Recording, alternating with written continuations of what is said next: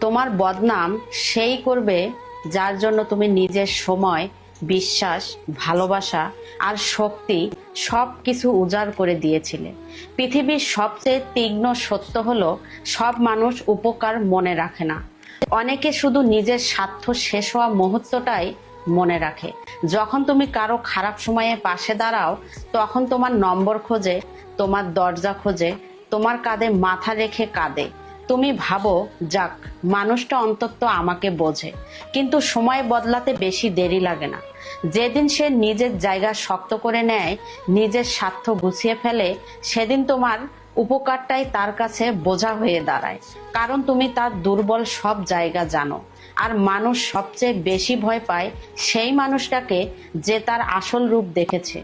তাই অনেকেই একসময় উপকারকারীকে ছোট করতে শুরু করে, তার বিরুদ্ধে কথা বলবে, তার ভুল খুঁজবে, সম্মান নষ্ট করার চেষ্টা করবে। তাই বদনাম যে করে করুক, নীরব থাকো, সময়কে উত্তর দিতে দাও। কারণ সময় এমন এক বিচারক যে একদিন সবার মুখোশ খুলে দেয়।